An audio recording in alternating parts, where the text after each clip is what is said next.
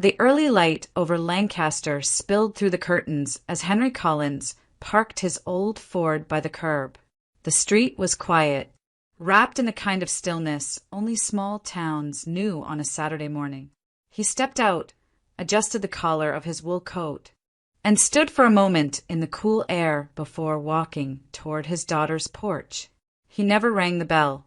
Instead, he knocked twice, soft, deliberate, and waited. That was Henry's way. A man could live his whole life by discipline, even after the army. From inside came the faint clink of a kettle lid and the shuffle of tired footsteps. After a few seconds, the door opened.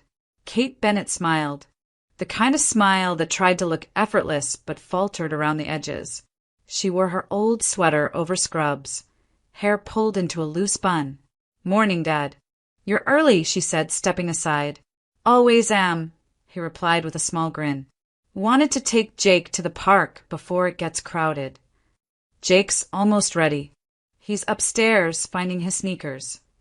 Henry nodded and moved toward the kitchen, the place that always told him more about a home than words ever did. The air smelled faintly of tea and cleaning detergent. A single cup sat on the counter beside a half loaf of bread and an unopened jar of peanut butter. He set his gloves down and, by habit, opened the refrigerator. The cold light revealed nearly nothing. Half a lemon on a saucer, a few slices of cheese wrapped in paper, an old carton of milk. His eyes lingered there for a long second before he slowly closed the door. "Everything okay, Katie?" His voice was quiet, not accusing, but steady enough to make her glance away. Kate hesitated, then turned back to the kettle. "Yeah, just long week. Jake caught a cold, and I had to get his medicine. Then the club fee came up again. I'll do groceries later today." Henry studied her reflection in the metal surface of the kettle, the tightness around her mouth, the practiced calm of someone trying not to let worry show. He said nothing more. Instead, he pulled out a chair and sat down, letting the silence stretch between them. Outside, a lawn mower started in the distance, its hum filling the gap where an answer should have been. Henry folded his hands on the table and watched the steam rise from his cup, feeling that old ache in his chest, the one that told him something was off, something deeper than an empty fridge. The sound of footsteps came from the hallway, slow and careless. Mark Bennett appeared in the doorway, unshaven, still wearing the same t-shirt he'd slept in. A half-finished mug of coffee dangled from his hand.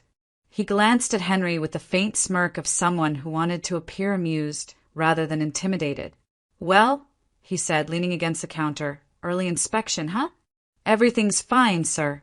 I manage our budget." The word "sir" hung in the air, not as respect, but as mockery. He took another sip and looked around as if to prove his point. The kitchen, the dishes stacked to dry, the neatness that belonged to Kate, not him. Henry didn't answer right away. He just looked at the man, calm but steady, the way soldiers looked at a problem before deciding how to fix it. The clock ticked once, twice. Then Mark spoke again, louder this time, like he was proud of something no one else would ever be proud of. "I sent Kate's paycheck to my mom," he said, shrugging. "She needs it more than we do. You know how it is. She's retired. Bills keep piling up. Kate makes plenty. We're doing fine." The words settled in the room like ash after an explosion. For a moment, no one moved. The kettle whistled softly behind Kate before dying out. Her shoulders stiffened, the spoon in her hand frozen midair. Henry reached up and slowly unbuttoned his coat. He didn't rush. He folded it neatly and placed it over the back of a chair, then turned to face his son-in-law fully. The gesture was so controlled, so deliberate, that even Mark's smirk faltered for a second. Kate lowered her eyes, her face pale. Embarrassment flushed through her like heat she couldn't hide. She wanted to speak, to explain, but there was nothing to explain. Every excuse would sound like surrender. Henry's voice, when it came, was quiet and measured. "Jacob hasn't eaten breakfast yet," he said. "That's not how a family should look, Mark." Mark shifted, defensive. It's temporary. Things are tight. Henry's gaze didn't waver. Tight happens. Empty doesn't. Silence spread again. The morning light stretched across the kitchen table, illuminating the few crumbs there, the remnants of a meal too small for a growing child. Kate stood still by the sink, her hands trembling slightly as she set down the spoon. Henry finally pulled out a chair and sat, not to rest but to stay. The conversation wasn't over. It had barely begun. Henry let the silence stretch before speaking. Then, with a calm that carried authority, he turned to his daughter. "Katie, go help Jake with his shoes," he said quietly. She hesitated, glancing between the two men, but his steady gaze left no room for debate. She wiped her hands on a towel and slipped out of the kitchen, the sound of the door closing behind her soft but final. Henry pulled out a chair and sat, his movements slow, deliberate. He placed both palms flat on the table, a small gesture, yet it carried weight. Years of command had taught him that stillness could be stronger than anger. He looked at Mark, who stayed standing, his chin raised, trying to look in control, but failing to hide the twitch in his jaw. "What do you live on, Mark?" Henry asked evenly. Mark exhaled through his nose. "I find gigs. A little work here and there. Mom's retired, you know that. She needs support. We're family, we help the weak link." Henry nodded once, the kind of nod that carried neither agreement nor approval. "Then start helping your own household first," he said. The words landed with quiet precision. Mark shifted his weight. "You don't understand. Things have been tight. I'll get something steady soon. It's just, Mom's got medication, bills." "Everyone's got bills," Henry interrupted, his tone steady as a metronome. "But not everyone empties their own fridge to fill someone else's." He leaned forward slightly. "You've crossed a line, son. And I'm not talking about money. I'm talking about responsibility." Mark's smirk returned, weaker this time. "You can't tell me how to run my house." Henry didn't raise his voice. "I'm not running your house. I'm reminding you what being a husband means." He waited a beat. "You'll give Kate her bank cards back. Any accounts connected to her paycheck. She'll handle them from now on. That's her income, her right. You understand?" Mark opened his mouth to argue, but the calm in Henry's eyes made words feel useless. The older man wasn't asking. He was drawing a boundary that couldn't be moved. For a moment, all that could be heard was the quiet hum of the refrigerator. Then Henry leaned back, his hands still resting on the table. Steady, unshaken, the quiet center of the storm. Mark's jaw tightened. The stillness in the room pressed on him until he finally snapped. "It's my house. You can't tell me what to do." Henry didn't flinch. His voice came out steady, measured. "Then act like it's your house. Provide. Protect. Not steal." The words cut clean through the air.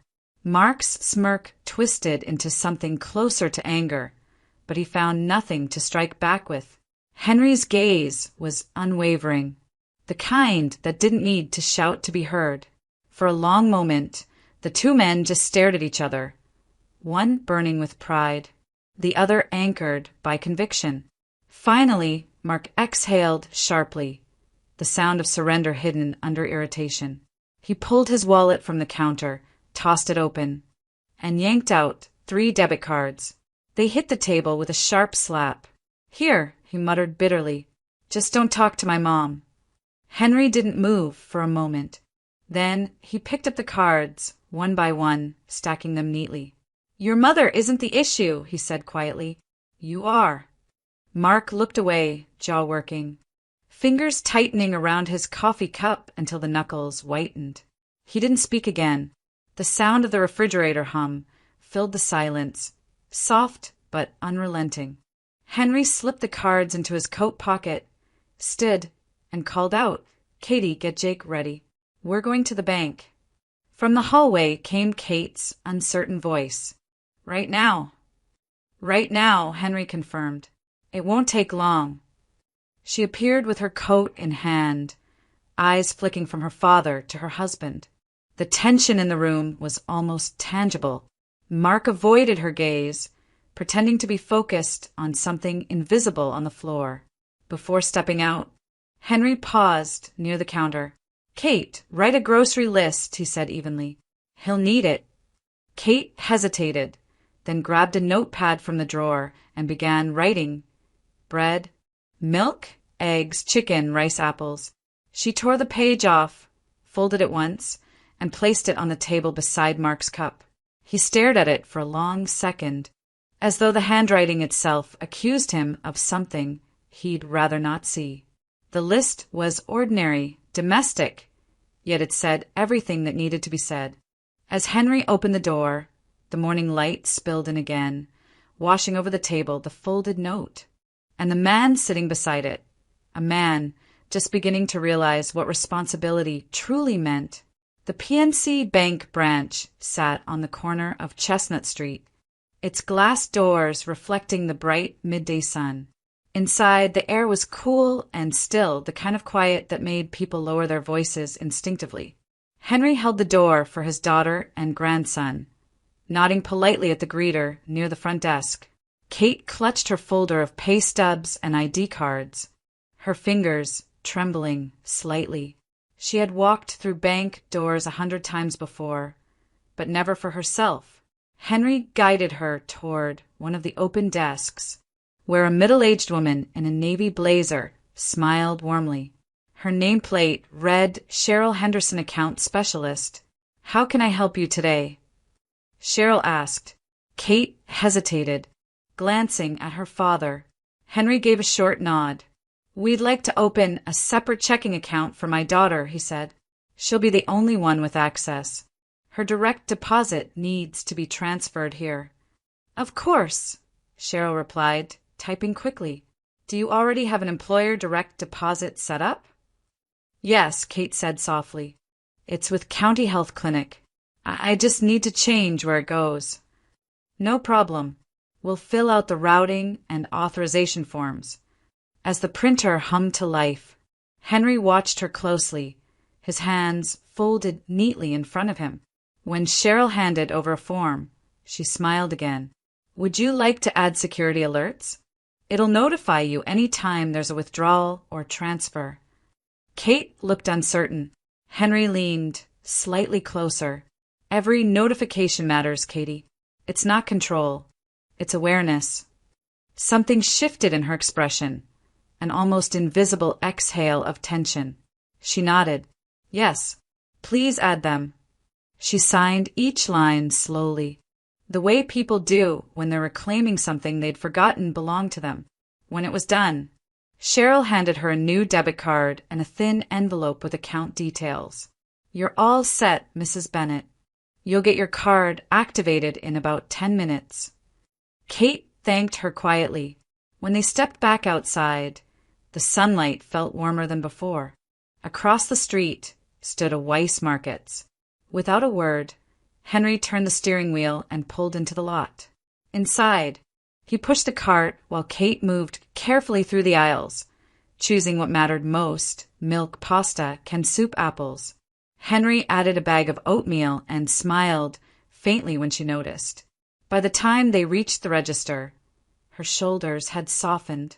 She paid with her new card, and when the small screen flashed approved, a light laugh escaped her lips. It was the first time she'd smiled all day, and the first time it didn't look forced.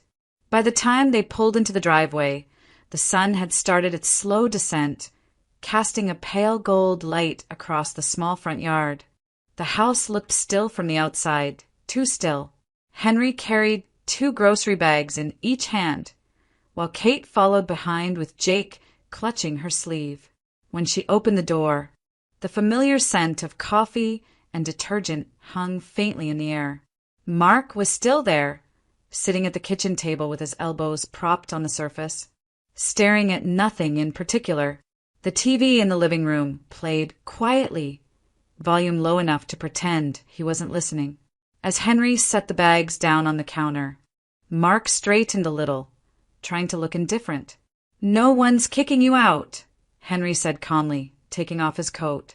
His tone wasn't angry, it was steady, measured, like a man reciting instructions he'd already rehearsed. But from now on, finances stay between you and Kate, not your mother. Mark's eyes flickered toward Kate, then back to Henry. He opened his mouth as if to argue, but whatever words came up died before reaching his lips. Henry reached for one of the paper bags, unpacking the items neatly: milk, bread, apples, a bag of pasta, a few cans of soup. "This isn't charity," he said without looking up. "It's structure. That's what keeps families standing when things get shaky." Kate quietly started putting things away, each motion deliberate. The house that had felt so tense earlier in the day now carried a fragile kind of calm, like a wound beginning to close. After a while, she took a small whiteboard from the drawer, wiped it clean, and wrote 3 simple headings: groceries, utilities, Jake's club fees, under each. She left space for numbers she'd fill in later. Then she placed a small magnet and pinned it to the refrigerator door. Mark stood behind her, reading the words without a sound. The list wasn't long, but its presence filled the room. It wasn't a demand, it was a declaration that things would be different now. Henry watched him from across the table. "A house isn't measured by how loud it gets," he said softly. "It's measured by what gets done."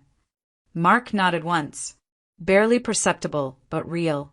Henry took his coat, ready to leave. As he stepped outside, he paused at the door and looked back at them. Kate washing an apple for Jake, Mark standing beside the refrigerator, eyes lowered. For the first time that day, the home looked like it might hold steady. A week later, the house sounded different in the mornings. Instead of silence and the low hum of the refrigerator, there was movement, footsteps, the rush of water from the sink, the faint slam of the front door at dawn. Mark had started working at a local warehouse on the edge of town. It wasn't glamorous, lifting boxes, sorting shipments, clocking in and out, but it was work, real work. His hands ached by noon, his back by evening, yet when he came home, the exhaustion carried a strange kind of peace. The first paycheck wasn't much, barely enough to cover the basics. Still, when he placed the folded stub on the counter for Kate to see, there was no defensiveness, no excuses, just a quiet gesture of contribution. She didn't say anything either, only nodded, the smallest trace of relief softening her eyes. Later that night, after Jake had gone to bed, Kate sat at the table with her phone in hand. She hesitated, then dialed her father's number. Henry picked up on the second ring. "Everything all right? Katie?" She smiled faintly at the sound of his voice. "Yeah, I just wanted to say you didn't shout, you just—" She paused, searching for the right word, fixed it. Henry chuckled softly on the other end. That's what fathers do. It wasn't pride she heard in his voice, but quiet satisfaction, the kind that came from knowing he'd stepped in only as much as needed, and no more. The following morning, Jake sat at the kitchen table swinging his legs, happily munching on toast and scrambled eggs. The fridge hummed behind him, full again, colorful with milk cartons, fruit, and leftovers in glass containers. "Mom," he said between bites, "this is the best breakfast ever." Kate laughed, brushing his hair aside. "It's just eggs, sweetheart." "Yeah," he said, grinning, "but we have orange juice and apples now. Grandpa would be proud." When Mark came downstairs, still sore from the day before, he paused to take in the sight, the table, the smell of food, his son laughing. For the first time in months, the air in the house didn't feel heavy. That night, he sat on the edge of the bed with a small spiral notebook in his lap. The pages were lined and mostly empty, but at the top he'd written, expenses. Under it, groceries, utilities, gas. He tapped the pen against the paper for a moment, then began filling in numbers, his handwriting uneven but careful. The list was short, imperfect but honest, and for the first time in a long while, he felt like he was finally starting to earn back something he hadn't realized he'd lost. his place in his own home. The kitchen smelled faintly of roasted chicken and fresh bread. It was a quiet evening, just the ticking clock, the hum of the refrigerator, and the sound of Henry turning a newspaper page from his seat by the window. Kate was rinsing plates at the sink while Mark wiped down the table, his movements slower after another long day at the warehouse. The kind of peace that had once felt impossible now filled the room in small, ordinary ways. Then Mark's phone buzzed. He glanced at the screen, hesitating before answering. "Hey, Mom," he said softly, stepping toward the doorway. Her voice came through sharp and insistent even from where Kate stood. "You forgot your family," Margaret snapped. "You used to visit every week. Now you don't call. You don't send anything. I raised you better than this." Mark rubbed the back of his neck, searching for words. "Things are tight, Mom," he said, his tone careful but strained. "We'll help later, when things get better." "You always say that," she shot back. "You've changed since she started working. Since your father-in-law came around." Across the kitchen, Henry didn't look up from his newspaper. He flipped another page, took a slow sip of tea, and said quietly, "Tell her, home isn't an ATM." Mark froze. For a second, he almost laughed at the absurd simplicity of it. But when he heard his mother's voice again, complaining, guilt-laden, pulling at the same thread as always, something in him steadied. He brought the phone closer. "Mom," he said, his voice low but firm. "Home isn't an ATM." There was silence on the other end. Then the line went dead. Mark lowered the phone slowly and set it on the counter. The sound of running water stopped. Kate turned from the sink, drying her hands with a towel, her expression unreadable. Henry folded the newspaper and set it aside, eyes meeting Mark's for a moment before he looked away, satisfied. "That'll do," he murmured, almost to himself. Mark let out a long breath, as though something heavy had finally left his chest. He sat down, elbows on his knees, staring at his hands. Kate crossed the room quietly and placed a cup of tea in front of him. She didn't say a word, just rested her hand briefly on his shoulder. It was the first time in a long while she'd looked at him not with disappointment, but with quiet respect. And for Mark, that silence was worth more than forgiveness. It was the start of something new. The Bennett house had grown quieter, but it was no longer the silence of tension. It was the calm rhythm of a home that had finally found its footing again. A month had passed since that night in the kitchen, and things had settled into a new order. The bills were paid on time. The fridge stayed full. Jake laughed more, and Kate no longer flinched when the mail arrived. Even Mark, still tired from the warehouse shifts, had stopped avoiding the mirror in the morning. That Saturday, Henry's old truck pulled up in front of the house. The sound of gravel crunching under the tires drew Jake to the window. "Grandpa's here!" he shouted, rushing to open the door. Henry stepped in with his usual 2 knocks and a faint smile. In his hands was a small box, heavy enough to make Jake curious. "What's that?" "Grandpa," the boy asked. Henry knelt to his height. "Something that belongs in a proper kitchen," he said. "Something that doesn't break easy." Kate wiped her hands on a dish towel as she approached. "Dad, you didn't have to bring anything." He set the box on the counter and opened it. Inside lay a well-seasoned cast-iron skillet, black and gleaming from years of use. "You'll need this," he said simply. "It lasts longer than promises." Kate ran her fingers along the cool iron. It was heavy, old-fashioned, solid, just like him. "It's beautiful," she said softly. Henry nodded, satisfied.